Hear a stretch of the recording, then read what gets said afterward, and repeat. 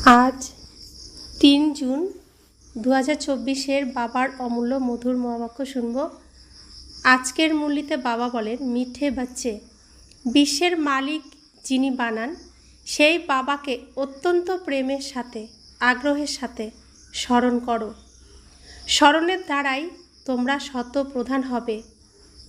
আজকের মুরলির প্রশ্ন, এমন কোন বিষয়টির প্রতি সম্পূর্ণ মনোযোগী হলে তবেই বুদ্ধির কপাট, বুদ্ধির দরজা খুলে যাবে? উত্তর, পড়ার প্রতি।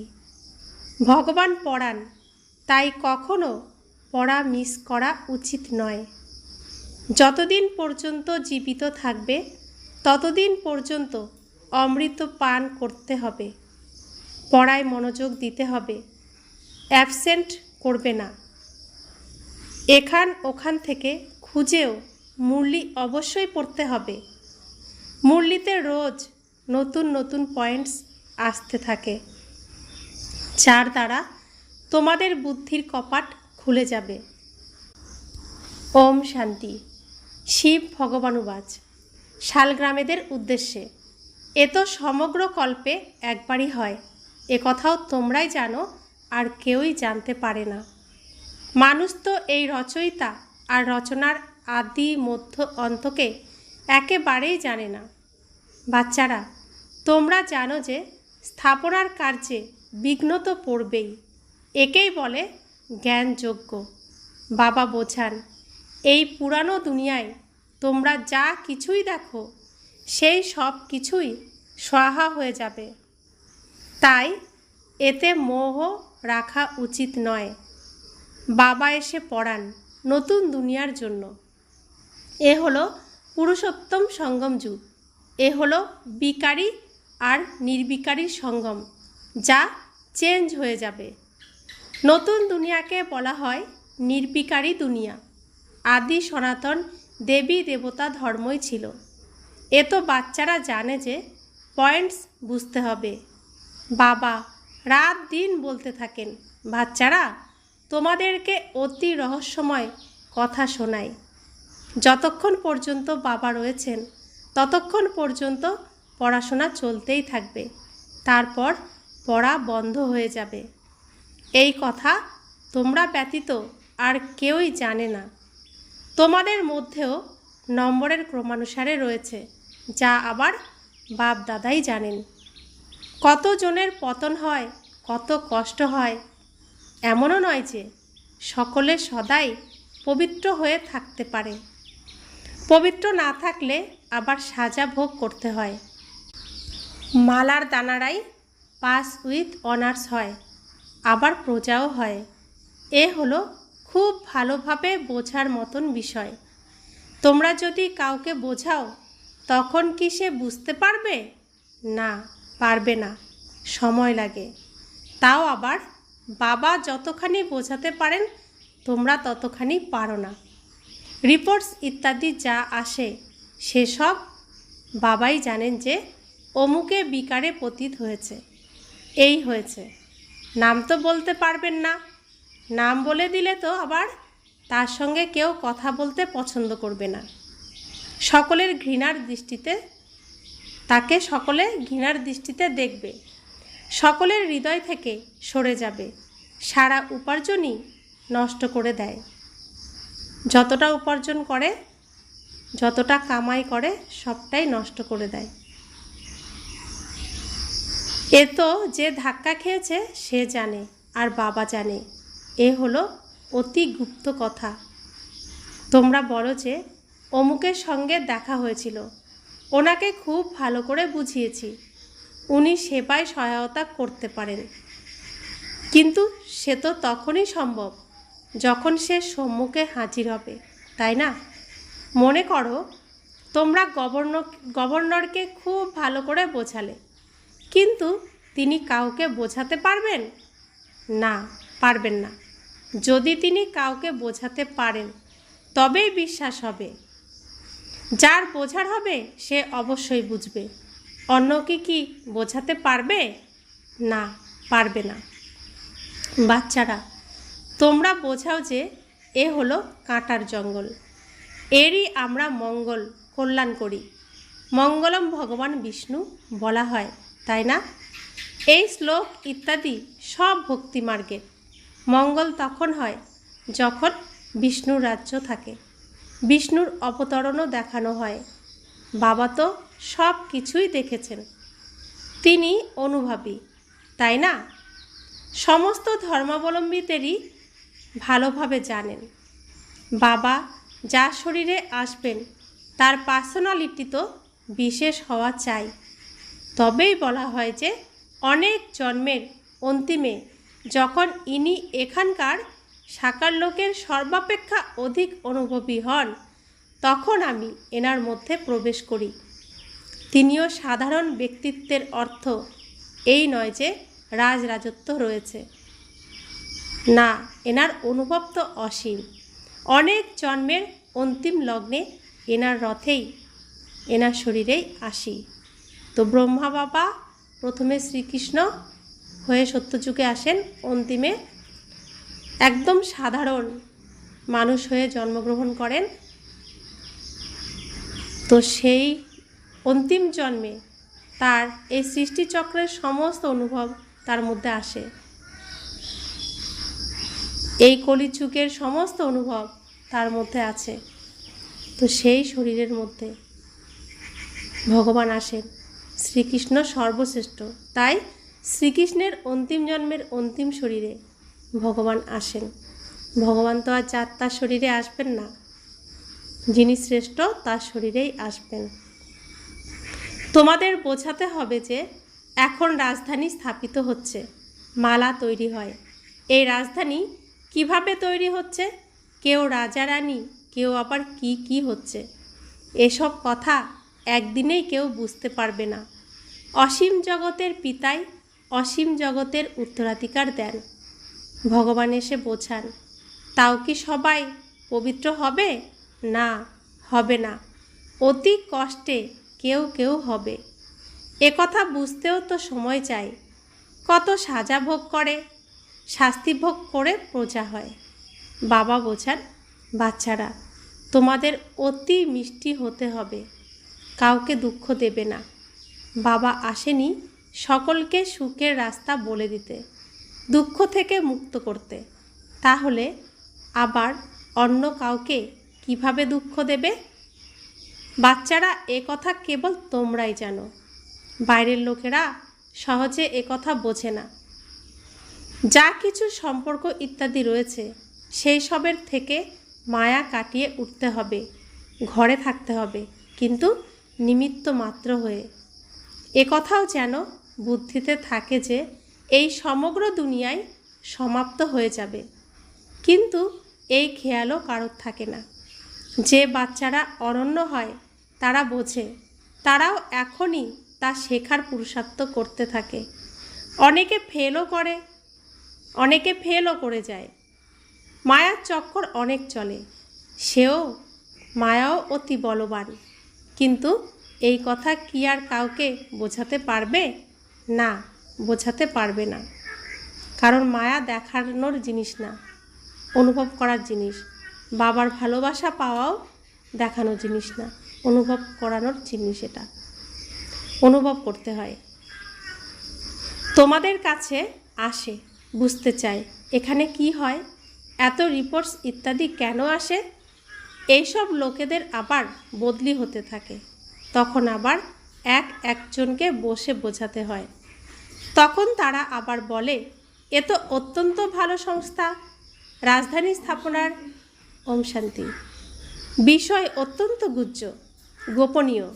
তো সত্যযুগের রাজধানী স্থাপন হচ্ছে, সে তো গুপ্তভাবেই হবে, তো ওপেন হবে না। বাচ্চারা অসীম জগতের পিতাকে পেয়েছে, তাই তাদের কত উৎফুল্ল থাকা উচিত। আমরা বিশ্বের মালিক অর্থাৎ দেবতা হতে চলেছি, তাই আমাদের মধ্যে অবশ্যই দৈবী গুণ থাকা উচিত। এইম, অবজেক্ট, লক্ষ্য তো সম্মুখেই রয়েছে। লক্ষ্য আমাদের সামনে চিত্র রয়েছে, লক্ষ্মীনারায়ণের চিত্র। তা আমাদের নর হতে হবে নারায়ণ, নারী হতে হবে লক্ষ্মী। এনারা হলেন নতুন দুনিয়ার মালিক। কথা তোমরাই বোঝো। আমরা পড়ি, অসীম জগতের বাবা, যিনি নলেজফুল, তিনি আমাদের পড়ান। আমরা এই নলেজ পাই অমরপুরী বা হেভেনে যাওয়ার জন্য। আসবে তারাই যারা প্রতি কল্পে রাজত্ব নিয়েছে। পূর্বকল্পের মতোই আমরা আমাদের রাজধানী স্থাপন করছি। এই মালা তৈরি হচ্ছে নম্বরের ক্রমানুসারে। যেমন স্কুলেও যারা ভালো মতন পড়াশোনা করে তারা স্কলারশিপ পায়। ওসব হলো পার্থিব জগতের কথা, আর তোমাদের কথা হলো অসীম জগতের।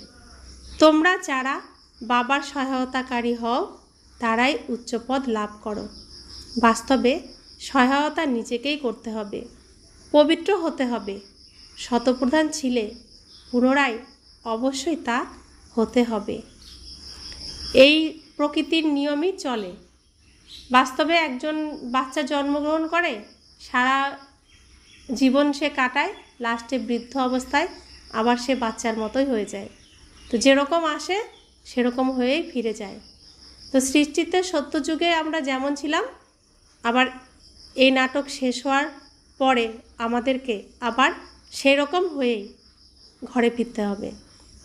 আমাদের নিজের আসল গুণ, আসল আমাদের চেহারা, আমি আত্মা, এই রূপে, আর দৈবী গুণ নিয়ে, ঈশ্বরীয় গুণ নিয়ে আমাকে ঘরে ফিরতে হবে। রাবণের কোনো কিছুই আমি ঘরে নিয়ে যেতে পারবো না। তো বাবা বলছেন যে পবিত্র হতে হবে। শতপ্রধান ছিলে, পুনরায় অবশ্যই তা হতে হবে। বাবাকে স্মরণ করতে হবে। উঠতে, বসতে, চলতে, ফিরতে বাবাকে স্মরণ করতে পারো। যে পিতা আমাদের বিশ্বের মালিক বানান, তাকে অতি প্রেমপূর্ণভাবে, অত্যন্ত আগ্রহের সাথে স্মরণ করতে হবে। কিন্তু মায়া ছাড়ে না। অনেক প্রকারের ভিন্ন ভিন্ন রকমের রিপোর্টস লেখে। বাবা, আমাদের মায়ার বিকল্প, বিকারী সংকল্প অনেক আসে। বাবা বলেন, এটা তো যুদ্ধের ময়দান, 5 বিকারের উপরে বিজয় লাভ করতে হবে। তোমরাও বোঝো যে বাবাকে স্মরণ করেই আমরা শতপ্রধান হই। বাবা এসে বোঝান, কিন্তু ভক্তিমার্গের লোকেরা কেউই জানে না। এ হলো পড়া। বাবা বলেন, তোমরা পবিত্র কিভাবে হবে? তোমরা পবিত্র ছিলে, আবার হতে হবে। দেবতারা তো পবিত্র। বাচ্চারা তো জানে আমরা হলাম স্টুডেন্ট, এখন পড়ছি। ভবিষ্যতে আবার সূর্যবংশীয় রাজত্বে আসব। তার জন্য পুরুষার্থ ভালোভাবে করতে হবে। সব কিছু মার্কসের উপরে নির্ভর করে। যুদ্ধের ময়দানে পরাজিত হলে চন্দ্রবংশীতে চলে যাবে। ওরা আবার যুদ্ধের কথা শুনে তীর, ধনুক ইত্যাদি দিয়ে দিয়েছে। ওখানে কি বাহুবলের লড়াই ছিল যে তারা তীর, কামান ইত্যাদি প্রয়োগ করেছিল? এমন কোনো কিছু নেই। পূর্বে তীর, ধনুক নিয়ে লড়াই চলত। এই সময় পর্যন্ত তার চিহ্ন রয়েছে। কেউ কেউ তো তীর চালনায় অতি দক্ষ। এখন এই জ্ঞানে লড়াই ইত্যাদির কোনো কথা নেই। এখানে সম্পূর্ণ লড়াই আত্মার সাথে, আত্মা শতগুণের সাথে রাবণের তমগুণের সাথে লড়াই।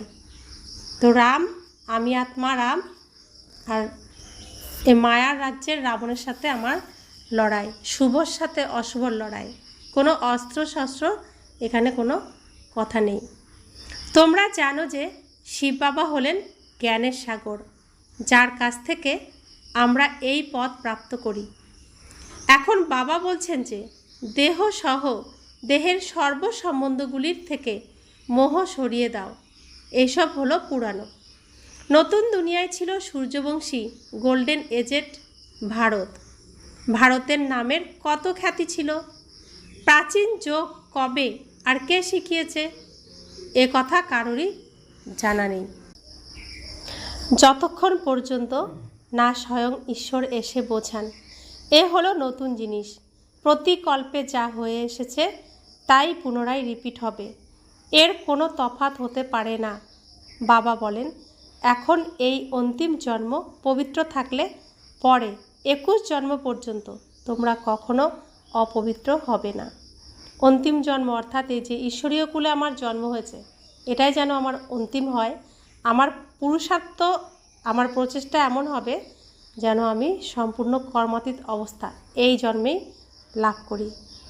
তবে আমি 21 জন্মের জন্য আমি সব কিছু প্রাপ্ত করব। বাবা কত ভালোভাবে বোঝান, তাও সকলেই কি একরস হয়ে পড়া করে? না, পড়ে না। রাত দিনের পার্থক্য। আসে পড়ার জন্য, কিন্তু একটু পড়েই পালিয়ে যায়। যারা ভালো মতন পড়ে তারা নিজের অনুভবও শোনায়, কিভাবে আমরা এসেছি, তারপর কিভাবে আমরা পবিত্রতার প্রতিজ্ঞা করেছি। বাবা বলেন, পবিত্রতার প্রতিজ্ঞা করে পুনরায় যদি একবারের জন্যও পতিত হও, তবে সব উপার্জন নষ্ট হয়ে যাবে। ভিতরে ভিতরে তা আবার নিজেকে দংশন করবে। কাউকে বলতে পারবে না যে বাবাকে স্মরণ করো। বিকারের জন্যই তো জিজ্ঞাসা করে, এটাই তো মুখ্য বিষয়। বাচ্চারা, তোমাদের এই পড়াশোনা নিয়মিত করতে হবে। বাবা বলেন, আমি তোমাদের নতুন নতুন কথা শোনাই। তোমরা হলে স্টুডেন্ট, তোমাদের ভগবান পড়ান। তোমরা হলে ভগবানের স্টুডেন্ট। এমন উচ্চ থেকেও উচ্চ পড়াকে একদিনও মিস করা উচিত নয়। একদিন যদি মুরলি না শোনো, তবে অ্যাবসেন্ট হয়ে যাবে। ভালো ভালো মহারথীরাও মুরলি মিস করে। তারা মনে করে যে আমরা তো সব জানি, মুরলি না পড়ি তো কি হয়েছে। আরে, অ্যাবসেন্ট হয়ে যাবে, ফেল করে যাবে। স্বয়ং বাবা বলেন, রোজ এমন ভালো ভালো পয়েন্টস শোনায় যা সময় মতো বোঝালে অনেক কাজে আসবে। যদি না শোনো, তখন তা কার্যে কিভাবে আনবে? যত দিন পর্যন্ত জীবিত থাকবে অমৃত পান করতে হবে, শিক্ষাকে ধারণ করতে হবে। অ্যাবসেন্ট কখনোই হওয়া উচিত নয়। এখান ওখান থেকে খুঁজে কারোর কাছ থেকে নিয়ে মুরলি পড়া উচিত। অহংকার থাকা উচিত নয়। আরে, ভগবান পড়ান, তাই তো একদিনও মিস করা উচিত নয়। এমন এমন পয়েন্টস বের করো যাতে তোমাদের বা অন্য কারোর বুদ্ধির দ্বার খুলে যেতে পারে। আত্মা কি, পরমাত্মা কি, কিভাবে পাঠ পালন করে, এসব বোঝার জন্য সময় চাই। শেষে শুধু এটাই স্মরণে থাকবে যে নিজেকে আত্মা নিশ্চয় করে বাবাকে স্মরণ করো। কিন্তু এখন বোঝাতে হয়, শেষে এই অবস্থাই হবে। বাবাকে স্মরণ করতে করতে চলে যেতে হবে। স্মরণের দ্বারাই তোমরা পবিত্র হয়ে যাও। কতটা পবিত্র হয়েছ তা তো তোমরাই বুঝতে পারো। অপবিত্রের শক্তি অবশ্যই কম হবে। মুখ্য হলো অষ্টরত্ন। যারা পাস উইথ অনার হবে তারা কোনো সাজা ভোগ করে না। শুধুমাত্র 8 জন। মালার দানায় যে 8 জন আসে প্রথম নম্বরের দিকে, তারা কোনো সাজা ভোগ করে না, কিন্তু তারপরে বাকি যারা, তারা প্রত্যেকেই সাজা ভোগ করে। এ হলো অতি সূক্ষ্ম বিষয়, অতি সূক্ষ্ম কথা। এই পড়া কত উচ্চ! কখনো এ স্বপ্নেও ছিল না যে আমরা দেবতা হতে পারি। বাবাকে স্মরণ করেই তোমরা পদমগুণ সৌভাগ্যশালী হয়ে যাও। আমরা প্রথমে যখন এই জ্ঞান শুনেছি, তখন আমরা সংসারে সুখ শান্তি পাব, সংসার ভালো হবে এই ভেবেই এসেছি। তো এটা তো কখনোই বিশ্বাস হতো না যে আমরা দেবী দেবতা হতে পারি। কিন্তু এখন আমরা বিশ্বাস করি এবং চেষ্টাও করছি যাতে দৈবীগুণ সম্পূর্ণ ধারণ করে দেবতা হতে পারি। ভগবান পড়াচ্ছেন, তো ভগবানের শক্তির দ্বারাই সম্ভব। বাবাকে স্মরণ করেই তোমরা পদমগুণ সৌভাগ্যশালী হয়ে যাও। এর কাছে তো এইসব কাজকর্ম ইত্যাদি কোনো কিছুই কোনো কাজের নয়। কোনো জিনিসই কার্যে আসবে না, তবুও তো করতেই হবে। এ কথা কখনোই খেয়ালে আসা উচিত নয় যে আমরা শিব বাবাকে দিই। আরে, তোমরা তো পদ্মা পদমপতি হও। দেওয়ার কথা স্মরণে এলে তখন তার শক্তি কম হয়ে যায়। এগুলোও কত বড় পরীক্ষা। এখানে আমরা শরীর পেয়েছি রাবণের রাজ্যে, তো শরীর নির্বাহের জন্য রাবণের রাজ্যে কাজ করতে হবে, কাজ বন্ধও করা যাবে না। আবার বাবার কাছে পড়াশোনাও করতে হবে। তো বাবা বলছেন যে এখান থেকে যা উপার্জন করো সে তো আমার থেকেই নিয়ে এসেছো, এখন তুমি আমার ভাণ্ডারায় দিলে, তুমি যদি বলো আমি দিয়েছি, তাহলে তোমার কি হবে, শক্তি কম হয়ে যাবে। তো বাবার ভাণ্ডারার থেকেই আমি বাবার ভাণ্ডারায় রাখছি, দিচ্ছি। তো শিব বাবার ভাণ্ডারায় খাচ্ছি, শিব বাবার পরিবারে থাকছি, তাই না? তো বাবা বলছেন মানুষ ঈশ্বরের উদ্দেশ্যে দান পুণ্য করে নেওয়ার জন্য, দিলে পাবো, সন্তুষ্ট করলেই পাবো, সেজন্য মানুষ দান পুণ্য করে। একে কি দেওয়া বলে? না, বলে না। ভগবান তো দাতা, পরজন্মে কত দেয় এও ড্রামায় ফিক্সড হয়ে রয়েছে। ভক্তিমার্গে সুখ অল্পকালের জন্য, তোমরা অসীম জগতের পিতার কাছ থেকে অসীম জগতের সুখের উত্তরাধিকার পাও। তো যে প্রকৃত সুখ শান্তির পিছনে আমরা ছুটে ছুটে, জিনিসপত্রের পিছনে ছুটেছি, মানুষের পিছনে ছুটেছি, কিন্তু যে সুখ যে শান্তি চেয়েছি তা কোথাও পাইনি, কোনো কিছুর মধ্যেই পাইনি। স্বয়ং ভগবান যখন আসেন, সত্য সুখ সত্য শান্তি অতীন্দ্রিয় সুখ আমাদের দেন, যা এই শরীরের উপরে আত্মা অনুভব করে, সমস্ত ইন্দ্রিয়ের উপরে ঊর্ধ্বে উঠে আত্মা অনুভব করে। সেই সুখ, সেই শান্তি, সেই প্রেম, সেই ভালোবাসা শুধুমাত্র সকলের পিতা যিনি, আমারও পিতা তিনি, তার কাছ থেকেই পাওয়া সম্ভব। अच्छा, मीठे मीठे सिखिलाते बच्चों प्रति माता पिता बाप दादा का याद प्यार और गुड मॉर्निंग। रूहानी बाप की रूहानी बच्चों को नमस्ते। हम रूहानी बच्चों की रूहानी माता पिता बाप दादा को याद प्यार गुड मॉर्निंग और नमस्ते नमस्ते नमस्ते। शुक्रिया बाबा, शुक्रिया बाबा, शुक्रिया। धारणार जन्य मुख्य सार एक, যতদিন পর্যন্ত জীবিত থাকবে অমৃত পান করতে হবে, শিক্ষাগুলিকে ধারণ করতে হবে। ভগবান পড়ান, তাই মুরলি একদিনও মিস করবে না। 2, পদমগুণ উপার্জন করতে হলে ঘরে নিমিত্ত হয়ে থেকে কাজকর্ম করেও এক পিতা স্মরণে থাকতে হবে। পদমগুণ উপার্জন করতে হলে নিমিত্ত হতে হবে। নিমিত্ত কি?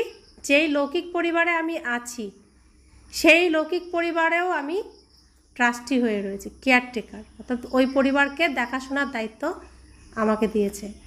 তাই যা কাজকর্ম করছি বাবার পরিবারের জন্য করছি, বাবার কাজ করছি, আমার কাজ না। তো এক পিতাকে এভাবে স্মরণে রাখতে হবে। বরদান, প্রসন্নতার আধ্যাত্মিক রুহানি পার্সোনালিটি দ্বারা সবাইকে অধিকারী বানানো, গায়ন আর পূজার যোগ্য ভব। যে সকলের থেকে সন্তুষ্টতার সার্টিফিকেট নেয় সে সর্বদা প্রসন্ন থাকে, আর এই প্রসন্নতার আধ্যাত্মিক পার্সোনালিটির কারণে সুনামধন্য অর্থাৎ গায়ন আর পূজার যোগ্য হয়ে যায়। তোমাদের অর্থাৎ শুভ চিন্তক প্রসন্ন চিত্ত আত্মাদের দ্বারা সকলের যে খুশির আশ্রয়ের সাহসের ডানার উৎসাহ উদ্দীপনার প্রাপ্তি হয়, এই প্রাপ্তি কাউকে অধিকারী বানিয়ে দেয়, কেউ ভক্ত হয়ে যায়। তো আমরা যে এই ঈশ্বরীয় বিশ্ববিদ্যালয়ে আসছি, আমরা সকলের সাথে সুসম্পর্ক রাখবো, ভালো সম্পর্ক রাখবো, সকলকে এই জ্ঞানের রাস্তায় এগিয়ে দিতে সাহায্য করব, সবার জন্য শুভ ভাববো। তবে আত্মার মধ্যে খুশির সঞ্চার হবে, খুশি আসবে, সুখ আসবে, সাহস আসবে, উদ্দীপনা আসবে। তো এই প্রাপ্তি সহযোগের দ্বারাই আসবে। তো কাউকে এগিয়ে দিলাম আমার থেকেও আগে, বাবা তো এই শিক্ষাই দিচ্ছেন যে আগে তুমি যাও, পেহলে আপ। তো আমাদেরকেও বাবার মতোই হতে হবে। স্লোগান, বাবার থেকে বরদান প্রাপ্ত করার সহজ সাধন হলো হৃদয়ের স্নেহ। তো বলে সত্য হৃদয়ে সাহেব রাজি। সত্য মন থেকে বাবাকে যা বলবো বাবা সেটা করে দেন। আর অশুদ্ধ মন থেকে যা করব সেটা রাবণ করে দেয়। আর সত্য মন থেকে যা করব, যা ভাববো সেটা বাবা করে দেন। তো সত্য হৃদয়ে সবসময় সাহেব রাজি থাকেন। তাই বাবাকে অতি মিষ্টি মিষ্টিভাবে ভালোবাসতে হবে, খুব ভালোবাসতে হবে। তার গুণগান করতে হবে, তার দেখানো শ্রীমত আমাদের মানতে হবে, চলতে হবে। তবে এই ঈশ্বরীয় জন্ম আমাদের সার্থক হবে। ওম শান্তি।